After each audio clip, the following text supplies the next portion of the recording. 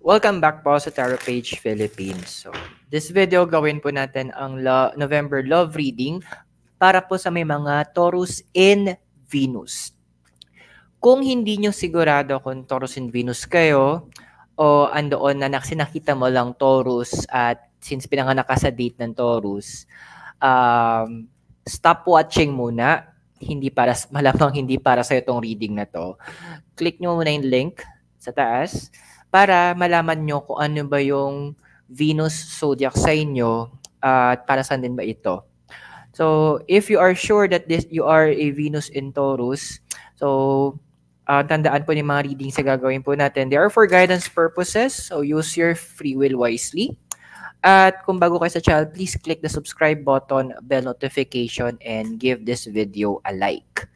Ayun po, kung gusto nyo din po magkaroon ng access sa ating mga exclusive videos like extended readings or maging priority po during our live tarot reading sessions, i-click nyo lang po yung join button sa baba.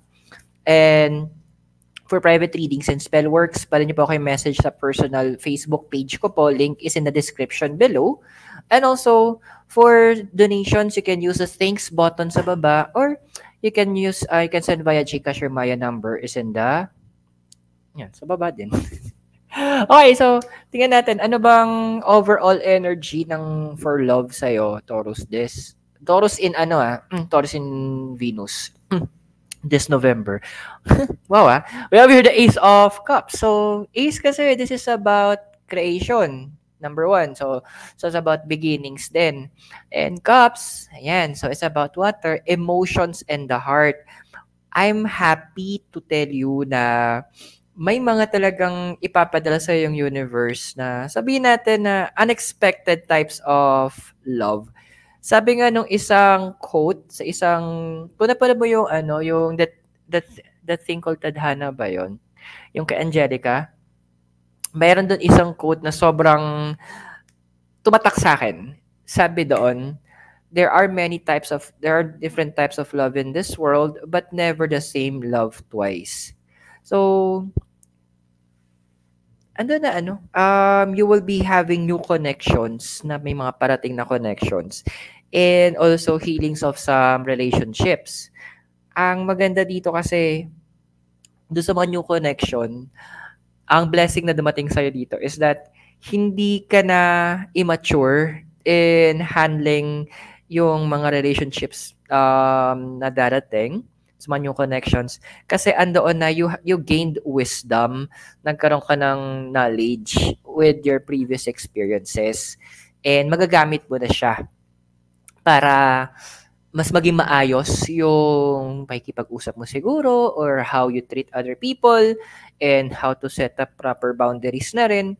So, yun yung maganda dun eh. Now, for the old ones na ibabalik sa'yo ng universe para maisaayos siya, andoon na na ang ibibigay, magkakaroon na kayo ng tinatawag na point of compromise. It is where na mas alam nyo na ano yung mga do's and don'ts ng bawat isa, ano yung mga boundaries, ano yung mga dapat hindi nyo na ginagawa or sinasabi towards each other na alam nyo na pwedeng makasira nung connection nyo. So, you are in that position o may lagi ka sa position na to na kung saan mas matured ka na mag-handle. And although, resources naman, siguro depende sa placement mo, pero hindi ka, mas magiging broad na rin yung understanding mo in terms of love na hindi lang siya tungkol sa sweetness, na hindi lang ang pagmamahal, hindi lang naman tungkol sa yung gift giving, but there's also the other facets, yung ibang mga love languages. Magkakaroon ka ng mas malalim na concept o andoon na bibigyan ka ng universe ng more capacity para mas maging malalim yung understanding mo in terms of relationships. Regardless kung ano mang relationship to na ibibigay ng universe sa'yo. Now, another thing din na nakikita ko dito para sa'yo with the Ace of Cups is bibigyan mo din ng importansya na. Kumbaga yung priorities mo, ng mga tao, isasama mo na yung sarili mo doon sa listahan na hindi na yung tipo, ay, last na ako. Hindi, iaangat mo na yung sarili mo in your priority list, making sure that you are also, yung feelings mo, hindi mo na invalidate. And what I'm saying here is you will start also to think of ways paano mo i-express yung sarili mo doon sa mga tao na if you feel hurt, na alam mo na yung paano mo sasabihin, if you feel na parang hindi fair para sa so andoon na yun yung ilalagay ng universe sa well, that is something that's very important din naman. Yan. So tingnan naman natin anong message sa'yo ng darkness tsaka ng light. Why darkness and light? Yin yang, para balance tayo. Gagamitin natin si dark mirror and si work your light. Tingnan natin Sabi ng darkness is the colorless angel and triumph of lies. Well, medyo next year pa to pwedeng mangyari. Very early late next year pa. Siguro mga around September, October, you might find people na sabihin natin masakit magsalita. Ano to, Scorpio? Masakit sila magsalita. The reason behind it is because ipapadala sila ng universe. Purpose nila is para ituwid ka pa, ilagay ka sa position na kung saan hindi ka na ganun ka-sensitive. And, well, they will make sure na kumbaga sa halaman, ipuprune ka nila. This will be a time na kung saan magkakaroon ka ng better, you will be a better person. So, ganun talaga. Minsan, parang, paano mo makukuha yung pinaka-essence ng isang, yung olive oil, diba, yung sunflower oil, paano ba nila, o yung rose oil, ganyan. Paano ba nila nakukuha yun? It's through pressure And ito yung gagamitin ng universe. Ipe-pressure ka para mas lumabas yung essence mo. Kumbaga, yung purong ikaw. What you are the way you are right now, hindi pa yan. Always think of yourself na isa kang work in progress ng universe. And natutuwa yung universe kasi nagiging receptive ka, nagiging positive yung pagtanggap mo sa mga binabato sa'yo ng universe.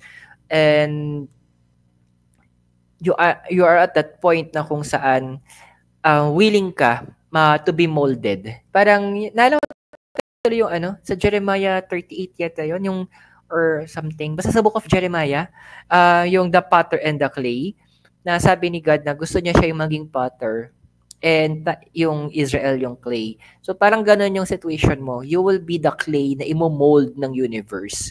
At sabi nga, walang karapatan yung clay na sabihin na, ayoko maging ganyan. Hindi. Mas alam ng potter yung dapat. And you will be learning how to submit doon sa proseso na gagawin ng universe for you. Sabi ng light sa'yo, we have your big picture thinking, Pleiades energy, visionary and inspired ideas, and ayan, Hirai. Paano ito basahin?